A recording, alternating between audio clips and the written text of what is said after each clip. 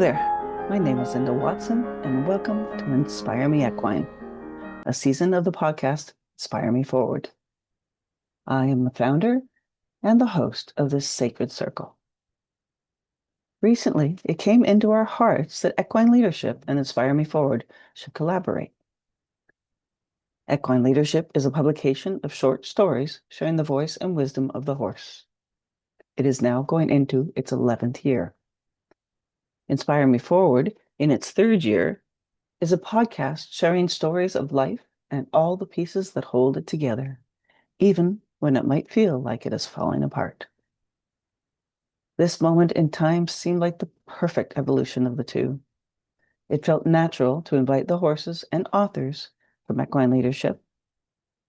In this space, they will share their own unique ways of bringing the voice and wisdom of the horse to the human world. And so, this season, we will delve into that horse-human relationship and the paradigm that is the herd in Inspire Me Equine. Equine Leadership has a unique vision.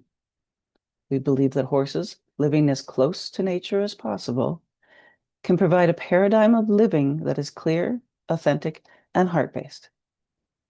There is much to learn that is good for all of humanity, as well as the collective that we call Earth. Spending time observing and interacting with the paradigm of the horses is a move to simplify life, to connect with something profound and enlightening. Their natural way of life offers insight into our truest paths. When we step outside of the ring and into the herd, we experience a relationship of equity and compassion. So before we begin, let us take a moment to breathe, to connect our hearts with the present moment, and invite the horses to join us in this space.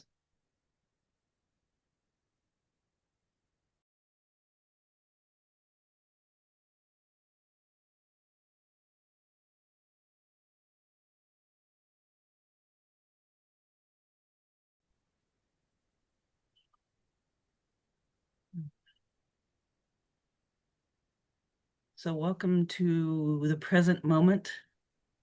We welcome in the herds and the horses that have chosen to come and support us and be with us today. And I welcome you to season 6, episode 39. And today, my guest and friend is Greta Matos from Chile. Welcome, Greta. Thank you for being here and Inspire Me Equine. And I will give you a moment just to say hello and tell us a bit about yourself. Thanks. Thank you, Linda. It's so lovely always to be invited into the spaces that you open. I have such a deep appreciation for it. So, yeah, I'm arriving with you today from Coyhaique in the heart of Patagonia, Chile, where I live and relate with an incredible herd of Chilean criollos and the ancient forests here and wild rivers. Originally, I was born in Pennsylvania and was very lucky to grow up in relationship there with horses and forests and creeks. So always companioned through my whole life um, by horses as well as these incredible spirit aspects of the earth body that have been a big part of my journey. Nice. Well, welcome. And yes, it is so nice to be able to, it's been a long time since we've connected, and I am so happy to just be sitting with you today. And Greta has written for Equine Leadership a number of times, always deeply rich, and I say thinking articles, but I think they make me go deeper. They challenge or request me to go deeper in my consideration of life. And Hmm. so thought just seems too light for it all. It just seems to dig into my heart and my soul and say, no, consider this. So Greta has written three times, and then another fourth time will come this next volume. The first one was in our seventh edition. It was called As Nature Intended, Authentic Companionship in Life and Death. The next one was in the eighth edition, and that's The Whisper of Reverence, reverence found within the quiet of the herd.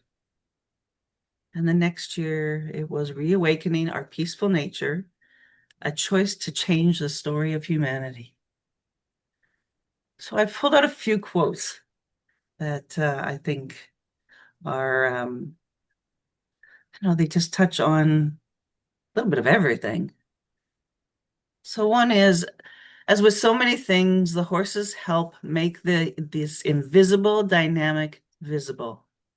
They help us attune to our deepest callings and to the deeper callings of these larger universal forces. As they do, they invite us again and again to share in these wondrously rich moments of rest, so that a deeply felt reverence for this life and our shared interrelatedness can always find its way back to us. See what I mean? It's more than thought. So there's two more I have. I think I'll just dot them in here and there. Mm. But I'd love to start with just a memorable moment with a horse. What's in your heart that serves and comes up as a memorable moment, a deeply memorable moment with a horse? Hmm. So the horse that comes to mind is a horse who, when I was growing up, we had a farm and we opened it as a boarding barn and pasture boarded for other people. We had a herd that I grew up with, and then we also had other horses on the property. And this horse came as a boarded horse, and he came with another horse, a Palomino, and he was this dark black horse named Sparky, and he was very tall. He was a Tennessee walking horse, and he was so uncertain. He carried within him so much anxiety. His owners were so rough, and he just you could feel that he didn't trust humans. And at the time I think I was about 13, maybe 12. And I I obviously had to handle him, and I would go to the stall and he was so disinterested and also defensive against humans that if you tried to approach him in the stall, he would immediately spin his hind end around to threaten to kick you out. And I began to just go and sit by his door, first on the outside of the door, and just breathe and just be there. And sometimes I would bring a book and I would just sit. And for months, that was how I just felt drawn to be with him. And slowly, he started to become curious about, and he started to come over and sniff. He stopped putting his hind end, spinning his hind end around to me. He started to want to engage and want to come and connect. And what popped into my mind following your invitation was a memory of getting off the school bus one day. And we had a long driveway that would lead up to the house. And the farm was about 65 acres, so there were quite a few pastures, but we had him and the herd kind of in the pasture alongside the driveway. And he saw me get off the bus and he came galloping across the field. And I just felt this ignition of pure joy in feeling him feel the same way I felt about seeing him, like this greeting and this celebration to be near one another and to be close together. And he ran right up to the fence, and I dropped my school bag and I climbed through the fence, Mhm. and he just and we just stood together, and I stroked his shoulder, and he was with me joyfully choosing to feel that way, and to share that with me. And it was just so profound. And it was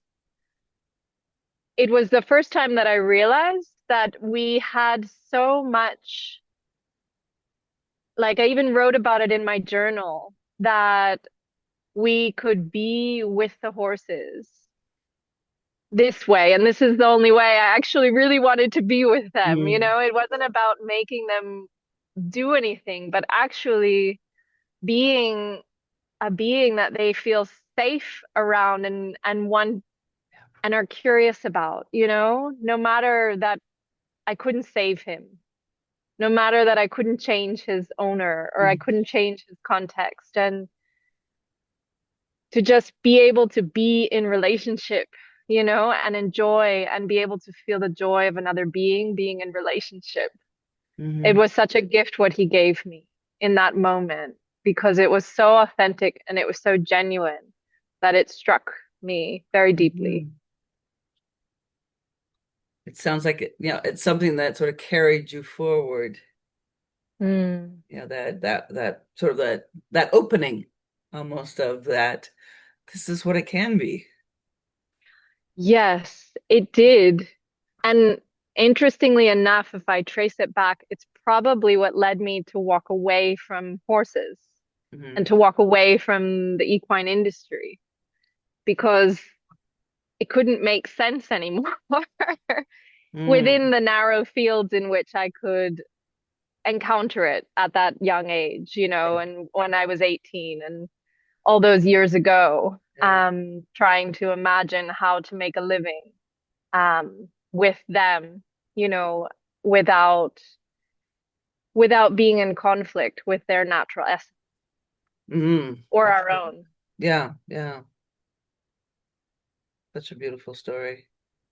Mm. And such a, yeah, I still wrote down the words, a few words that you said, like disinterested, defensive, curious, connect, celebration. It's this path, and I can't help but see that in sort of in the human world, that it's Yeah. this path that can be taken or can be found. Um, it's such a, yeah, it feels like it's sort of a parallel there. So, wow, thank you for Mm. sharing that. Mm. So that leads us to your part of your story, but I would love you to share your story, your path that took you to where you are now and the world you live in with the horses now. Not necessarily your what you do with the horses now. We'll get there, but we'd love you to share where how you got from that moment to where you are now. Mm. My heart grew weary of waiting, I think. When I was about, let's see, I guess when I was 18, I decided that um, I wasn't going to shape my career around horses. Like I consciously decided that. And in doing so, I knew that I was letting them go. Kind of what we were speaking about before we dove in today of that surrender. I surrendered one of my deepest loves, which was wanting to spend all of my time in my life with the horses, Mm. because I just knew that that wasn't the path in that moment. And so, however, when I did surrender it, I always knew I would come back to them and they would come back to me. And I didn't know how and I didn't know when, but I somehow managed to trust love. Okay. And so when I made the next conscious decision to leave another love, my career that then proceeded to create itself in responsible business, working and traveling all over the world, and always really loving that work, but also always feeling the absence of the horses and the absence of my contact with them. Because of course I didn't feel them absent in spirit and in the invisible realms, but in physical contact I did. And so when I left my career that I'd built in San Francisco and we decided to move to Chile, the horses came so fully back into my sphere of awareness that time was now, even though I didn't know the how and I didn't know the when. And essentially, my husband and I, we had decided to um, endeavor in a long ride, which I prefer to refer to as a long quiet because it's far more quiet and far less riding than one might expect. Yeah. But because we are nomadic in some essence, and we tend to um, take long journeys when we're in big moments of transition. We endeavored on another one, and so we traveled to the furthest south that we could get in Patagonia with our two dogs, and we found three horses. And all together with our little pack and herd and tribe, we traversed the region and we lived together for about 5 months, moving across the landscape very slowly, very slowly. And in that journey, so much that had been put on the surface of my initial soul-based relationship with the horses, all of the layers that had been applied that came in later in my teen years when I started to study more equestrian things. Because again, I was lucky to have the foundation of growing up with the horses. Yeah. So they raised me in terms of how to be with them. It wasn't until I started to study equine sport and equine medicine and all the industrial perspectives, the human perspectives, that again I had other ideas that never really truly fit. So anyway, now I was more mature and able to also happily peel those off. And that long ride peeled so many of them off and really deeply rewove my path with the horses in a very humbling way, in a manner that I didn't know where it was leading. And to be totally honest, 11 years on, that was actually 9 years ago, 11 years we came to Chile, I still don't entirely know, nor do I need to know. I just know that I love walking on a path where my heart and soul is woven into the path of the horses. And so we have traveled slowly together these last 9 years, in a lot of different contexts, collaborating in a lot of different dimensions, but always living as a family in respect to the reverence that we hold for and with one another, the love that we weave into everything that we do, but also the deep honoring of how important it is to acknowledge and weave in the sovereignty of the souls of every horse that is in our little tribe and herd and pack. I've a question came up, and I'll ask here. What is in that slow? Mm. Losing your way a lot, like Uh, literally. oh. And and in that process, you have to physically go slower.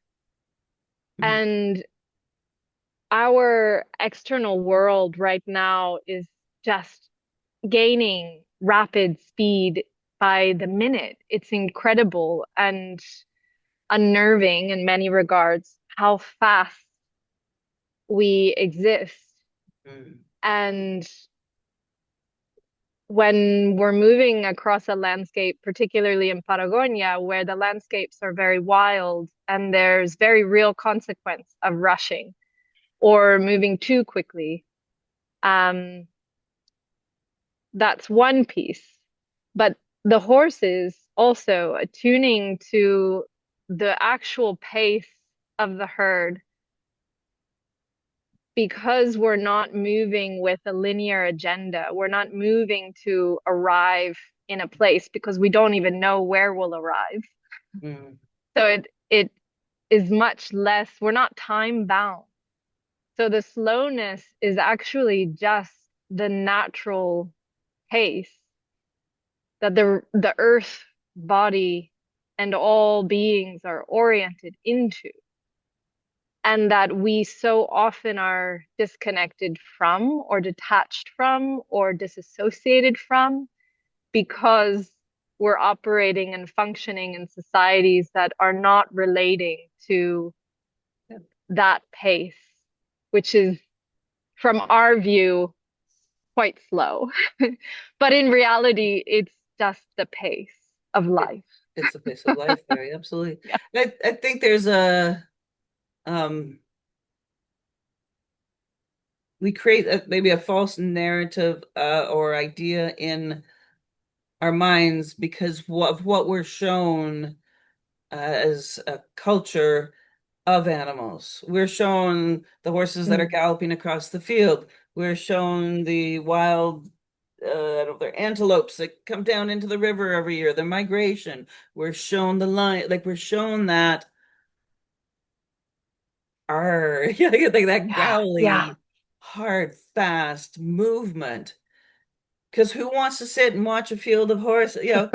I do, but like, yeah, and once we slow down to that pace of watching a horse graze or yeah. walking with a horse at their speed and at Mhm. their leisure and at their time, the world shifts Yeah. for us. But I think we have as a culture, it's this go, go, go. Yeah. And the what you've just brought in is opening my awareness too of the way that we've shaped the narrative. We frame it that way, exactly as you've said, like the images even of the horses galloping in the field, even the image, as opposed to the truth of their essence and of their pace. Yeah, And how much time is actually passed in a peaceful movement that's, by our eye, quite slow. absolutely. I sat, I have a session I do where we do nothing. Mm. It's called still sessions, and we sit and we do absolutely nothing. We clear our minds, we stop our bodies, and the only thing the one thing I really get from those is time collapses. Yeah. And folks can be there for an hour and say, well, it was only 5 minutes. I'm like, no, you sat here for an hour. You time collapsed for you. Yeah. And that's their way. Yeah. Lovely. Yeah. It reminds me of when we are moving, because when we do move, first we prefer to always move with the whole herd. Hmm. So we don't, people, it's funny, a lot of people always assume if you have horses, then you ride or you ride a lot. And we don't. Obviously, we do intentionally, when we have an intention or a necessity to move across a landscape riding, then we do. Hmm. But when we are moving with the whole herd and we are ridden, we still let them choose the pace and also often choose the route, because if they know the territory, they'll often know it better.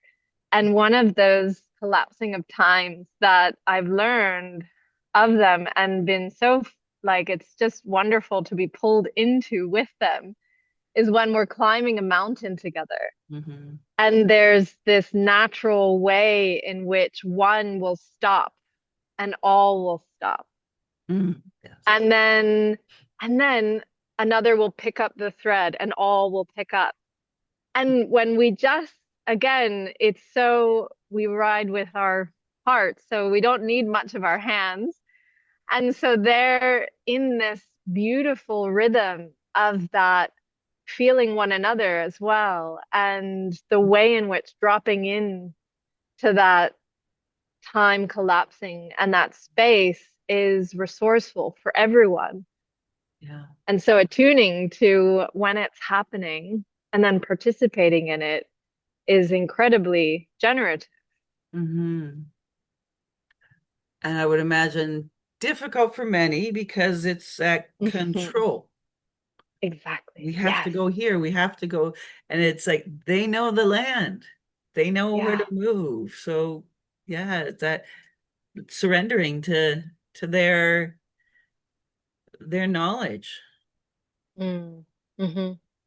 You shared a story once. I wondered if you'd share it again. And you talked about being in the mountains and you had a pass that you had to Mm. navigate. Can you share that? That story has really stuck with me for some reason. So I believe it's the one with the glaciers and we'd lost the way. I think so. Is that the one you're referring I to? think so. And somebody actually came. You didn't know where you were going. People said not to go. We've had so many. Oh. Whichever one comes. This, so the one where yes, I'll tell that one. That one's so magical. And it's been in my mind as something I wanted to share again more broadly because I feel that it's good for humanity to remember that we are supported in these unfathomable ways. Mm. But years ago, about 3 years ago, we did another long quiet, this one with my daughter. At the time, she was 18 months old. And we were traversing some pretty intense terrain in northern Patagonia. And we had been told about this really dangerous pass where we were going to have to descend from the mountain. Basically, we were climbing from riverbeds up to the mountains and then back down, kind of up and down. And this river valley was incredibly steep. I mean, it was like a 300-foot drop from kind of the edge, and the trail was very narrow and very precarious. And as we were traveling through this very remote valley, families had been telling us that years before, someone had been moving horses through that area, that particular area, and a horse had slipped and died in the river. And so we were aware, and that ride, I felt so much peace and calm because I was so clear and being so supported by the whole herd in my motherhood, Mm. breastfeeding my daughter in the saddle, and she was so attuned and well in these ancient forests. And my beloved partner, though, my husband, was so anxious and worried, and that's not his essence normally. But as a new father, he, of course, had all of these doubts coming in, and he couldn't feel that level of security in his body that I could feel in mine. Mm. And so for days, he was worried that we were going to have an issue um, coming down this path. And I felt so clear that I just kept telling him, if we need someone to guide us, they'll be there. And if no one shows up, then we don't need them. We'll get through it. It'll be fine. And the day came, and of course, it was kind of rainy and drizzly, and everyone had said, like, it's even more dangerous if it's rainy because it's Mm. slippery. Yeah. And there was apparently a group of people that were going to be pushing horses up that trail, like in the next day. And so it was so narrow that you had to go one at a time, and you could only go down or up. And so we knew that we had to get down that day. Um, and so in the morning we got up, and I had wanted us to get on the trail by noon. And of course it was like 2 o'clock already, and we weren't ready, and we weren't kind of equipped yet. And I started to then feel that anxiety of now it's getting too late. Um, Started to creep in. And and I even recorded something about time, Mm. and about the way that we feel this pressure to meet some time-bound agenda, and then we apply that pressure, and then that pushes things. And that's like it's embedded in us, and it's hard to dismantle, Yeah. even when we know that the timing is divine and it's all orchestrated and we can trust that.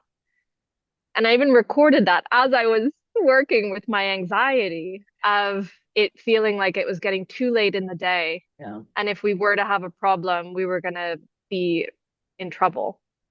And literally, we loaded up the pack horse, and I was, Ali was just about to pass Sophia to me. It was 4 o'clock, which felt so late. Again, Mhm. 4 hours later than I had intended in my time-bound agenda of when I thought we would be safely descending.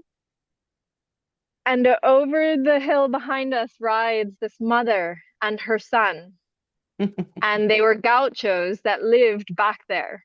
And again, this was in a region where there was no access other than by horse or foot or helicopter for about 3 days' ride. So everyone that lives back there lives by horse. And so these folks were born in that valley, and they could do all of this in their sleep, and they just swept us up like angels. Mm. And they greeted us so joyfully. They were so happy to see Sophia.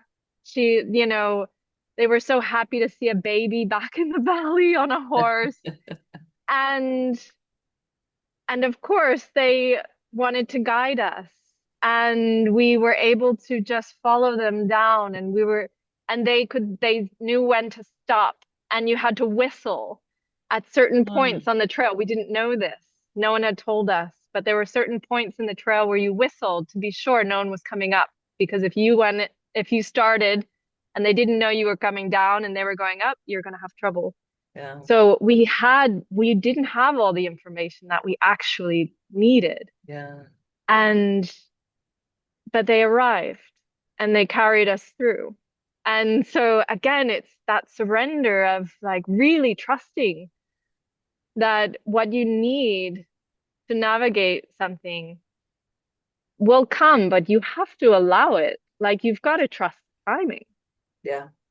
Because Absolutely. had I pushed that we get on the horses by one, we would have fully missed them at noon. And Yeah.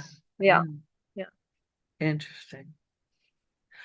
How do you then, and you spoke of it a little bit, but how do you deal with that, dare I say, fear or that anxiousness when it does creep in? What's Mm. your, how do you deal with that, especially when you're out on these long quiets? I speak to it.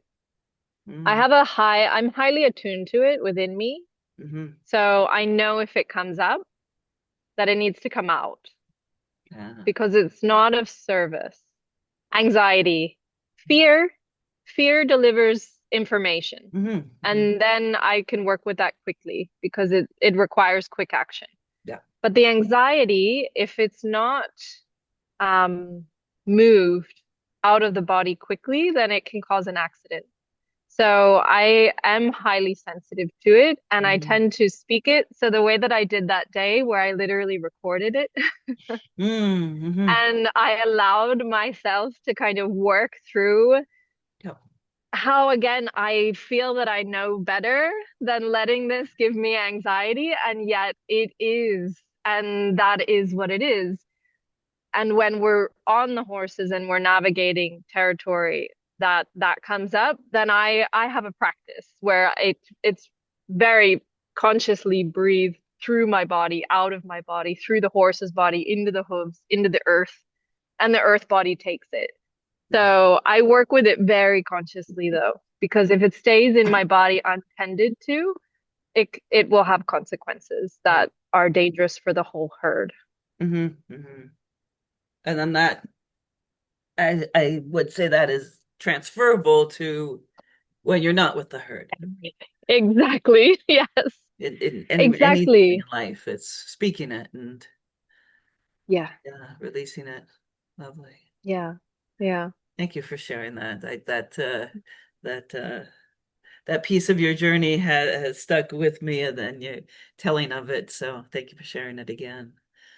I'd like Mm. to share here your a quote from I think it I knew these would all fit into place. So this is from your from the ninth sorry from the ninth volume, but it says when horses live in a related, holistic, and harmonious manner within an ecosystem, their peace, ease, and the interwoven essence that connects the individual horse with the land, the herd, and the whole challenges every story we've ever been told about how horses should live. Mm. Equally, their presence, as it does in so many contexts, lifts a mirror that challenges every story we've also ever been told about how humans should live and what our role in this earth is meant to be. So often we've been told we are entitled to dominate the planet. So often we've been encouraged to tame and control what is wild within nature, horses, and ourselves. I love Mm. that quote. I love that Mm. piece. So this next part is about the sacred space that you hold with horses now. I've been very cognizant lately of my wording and how I speak to our presence with horses. So the word work, I'm trying to take the word work out of there. And Yeah. to me, it's the sacred space we hold with them and what happens in that space. So I'd love you to share, and however you wish to share it, your business, how you bring people there, how people come there, and what they're learning. Do you have specialties and special groups you work with in the space that you hold with the horses? Mm. So first, I love your attunement to the words because I also find myself dancing with what words resonate and then what words stop resonating. And for me, the best way that I would describe even what I do with the horses, the word that comes is relate and relationship.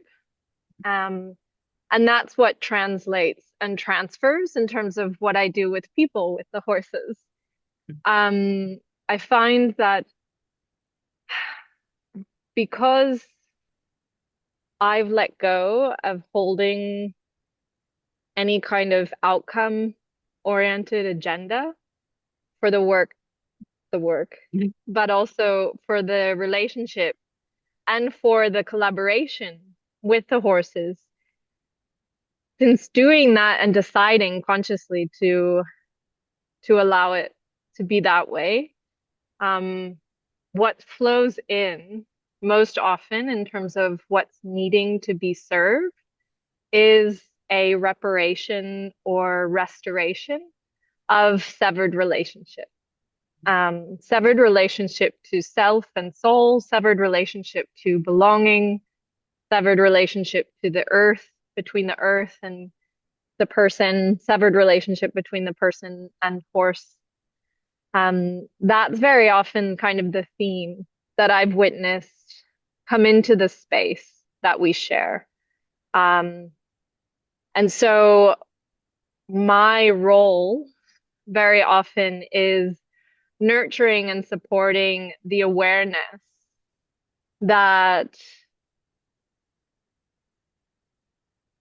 what that feeling of disconnect or severed, the severed essence, that word even is so abrupt. It's like a cut, but it's also a narrative.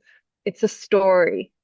And what I so often experience when people come into the space with us is just being with us in the way that we coexist, in the way that we collaborate, supports the remembering. And again, it's a remembering. So it's not actually severed. And in feeling the wholeness and feeling that sense of innate, unseverable belonging that exists for all living beings, then there's a remembering that occurs, and it's alchemical, and it's very clear for me. It's what the horses who have called me to them, very often it's what they want to be participating in, supporting in our broader collective, in the way in which that comes through. And it relates to, again, also the way in which we are holding ourselves accountable in relationship with the land, with the horses, and also with ourselves. It's understanding the, and that word reverence comes in again, but holding ourselves accountable to words like betrayal, when we know that we have the power to remember. And then when we remember, we're then accountable to walk differently forward. Yeah. And how that then occurs in people's lives is obviously very different. Maybe they have to walk differently in their work. Maybe they walk differently in their family. Maybe they walk differently with horses or with the land. But I don't know if that captures kind of what you're, opening, but that's the best way I could kind of Yeah. bring How it does forth in that, this moment. what does that look like when someone comes and shares the space of the horse and the space with you? I know we've talked about when groups have come and how some are forward, some are in. Yeah, it's Yeah. interesting. I've always found that interesting how everybody has their space within that. But what if someone comes there, what does that look like? Yeah. So it does change shape depending on the context. Mm, Very often I don't put a lot of programming out. I only do when I feel an intuitive pull from the herd and the land and my own soul. And then I've basically send a vibration out mhm, into the groups that have communicated resonance to me. So the majority of the work and the collaborations and the spaces that get opened comes in it comes to us. So it's kind of a state of receiving, which means I don't always know how it'll show up. Very often, though, the way that it looks is going out into the field in this landscape. So again, I live in Patagonia, so it's a landscape that's very raw and very untamed in many aspects. The herd is also quite dynamic, with a lot of youth as well as elders, and some horses who have had very, traditional lives with humans, and other horses who have never been ridden and are not formally trained, mhm, and all of them arriving um, with the people that come out into the space. And so I work a lot with the elemental forces of nature, which means that I'll take a different approach if I am working with a stormy day or a very windy day. mhm, There's tools that we need to work within ourselves in order to be resourced, to be out in nature, in her rawness, in her raw elements. And so I bring a lot of that in so that people can feel resourced, while also we also go out into the elements so that they can also feel held um, by it, you know? mhm, But the work that comes through and the collaboration 100% with the horses, it's based on their choice. Um, I Years and years ago, I had pursued equine facilitated learning and coaching and certification, and so I was initially, taken through the frameworks of coaching with horses in round pens And for me, the energetic pressure of a round pen just didn't make sense for, and also working with one horse or being with one horse and collaborating with one horse outside of the herd, or outside of the collective's participation without their choosing Mhm. didn't make sense. Mhm. And so again, it comes back to that idea of sovereignty, um, and allowing them to participate as they wish. Yeah. Yeah. And then also one thing to add Mhm. is that we also do collaborative experiences over multiple days where we'll walk with the herd and we'll go and we'll sleep with the herd Nice. and we'll move across a landscape, but it might not even involve riding. If there's enough time built into the experience where there can be a relationship established, some riding could be possible, but the it's not the primary focus nor the intent. The intent is actually to be able to move with them, to rise in the morning and find the herd, to greet the sun the way that the herd does, to be in their midst and in their sounds, and in our own as we are just together in the landscape, which is again ever changing, but also at a much slower pace and in a much quieter field than we're used to. Back to that slower pace, back to that Yeah. stillness. Yeah. And I would imagine many have never felt that embrace of the resources of the land, of the air, and to stop long enough to feel that embrace. And Yeah. what love is in that embrace. Yeah. Yeah. And language, how much conversation is waiting for us that is in the silence, is in the nonverbal, Yes. but is there. Yeah. And that piece is just so delightful to watch people re-encounter Oh my and goodness. remember, you Yeah. know? Yeah. Yeah. Yeah. And perhaps never even ever having to articulate it. Yes.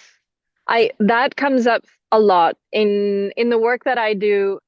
And again, this is work just broadly across Yeah. Yeah. all dimensions that I engage in it.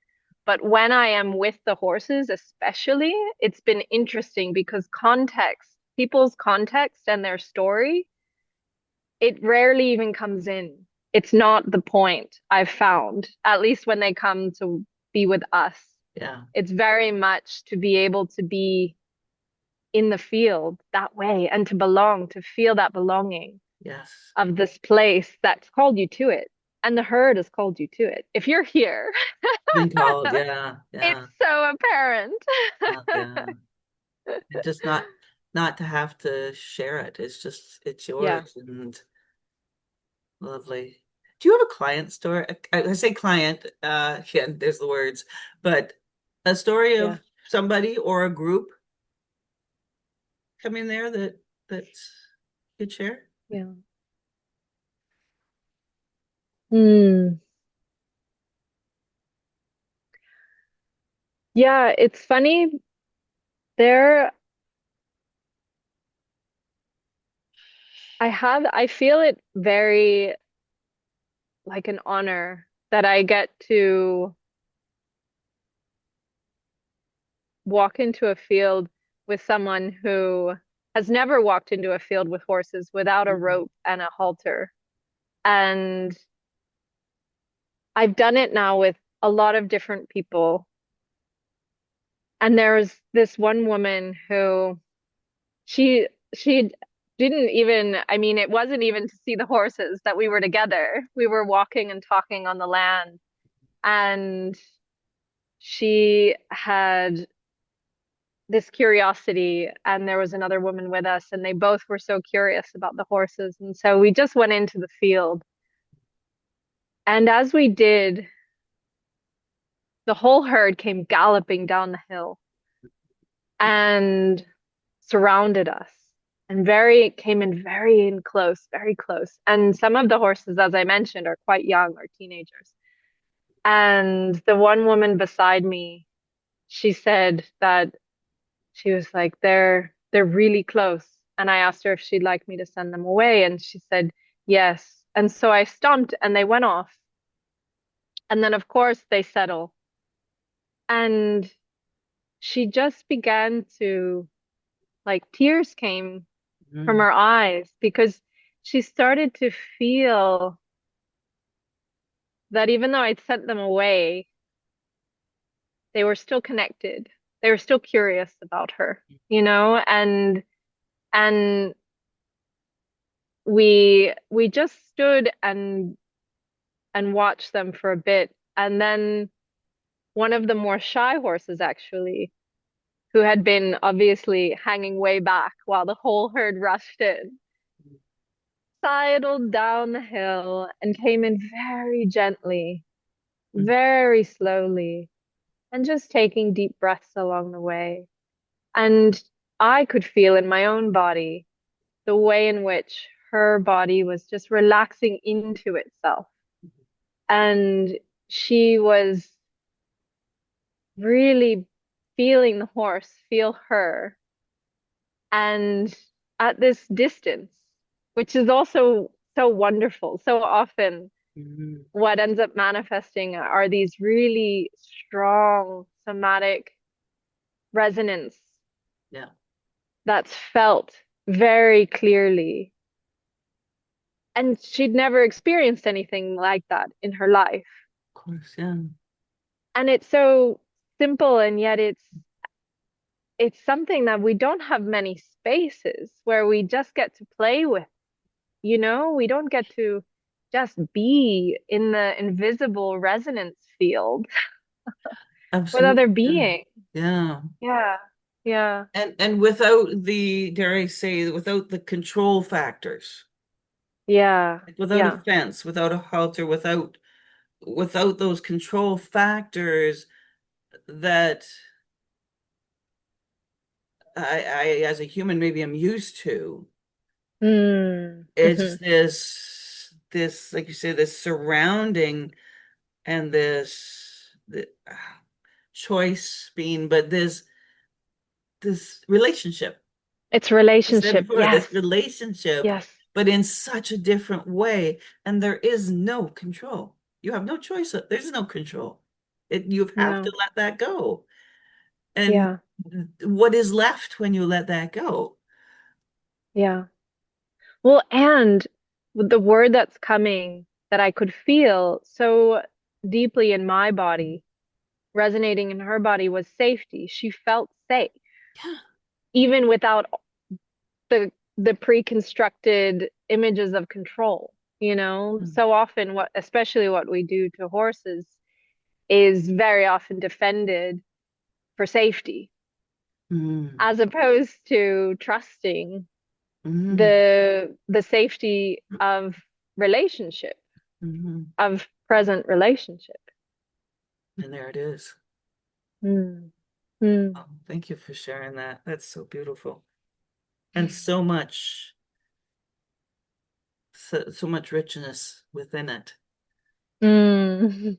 So before we close here, I've got another question for you, but I've got one more quote from you I'd like to share, and I think it sort of maybe sums up a little bit of what we've been speaking of. So it says, "When we commit to walk with life and death in a manner that does not resist the untamed aspects of nature within ourselves and our environments, we're invited into an uncomfortable but often essential territory." Mm. You are such a wise woman. But it Things coming through. so so true, so true. Mm. So as we close our circle here, I'd like to give you the space to share what's in your heart as we close the gate on this on this on this episode. So whatever you would like to share with in your heart. Mm. Well, Linda, I'd love to share my deep gratitude for you. Oh my goodness. Honestly, I was feeling the way in which when you mentioned the equine leadership articles, as I wrote all of those, I wrote something that surprised me. And each of those took me into territory that I hadn't contemplated before. Mhm. And that is an energetic channel that is such a gift to have opened. Nice. You know, and so I want to honor that Thank you. because it's really vital right now that we have those channels open and that we can share them. We can share what comes through Mhm. without ownership, without kind of claiming it as our own or controlling it in a Mhm. manner that makes us feel important, but instead is just sharing what feels true Mhm. and then surprising ourselves and being curious, you know, shifting into that curiosity. And so each of the pieces that you noted today, as I was feeling them, I was like, each of them took me somewhere that I hadn't encountered Mhm. within myself yet. And Um, so I appreciate that. Thank you. Thank you. Thank you. It's I hear that, but I do hear that. I Mm, hear that mhm, that the writing of that piece, because of our essence and what our vision is, the writing of the pieces have people considering and authors considering the ways and the sacred space that they have with the horses mm. beyond those control measures. And beyond Yeah, that space, it's a different space. yeah. So it's and to be able to write the pieces for anybody, Hmm. not just Hmm. for those that are in the field, so to speak, pun intended, Yeah, but for anybody that picks them up or clicks on them and can see that and can feel that embrace yeah, and can feel that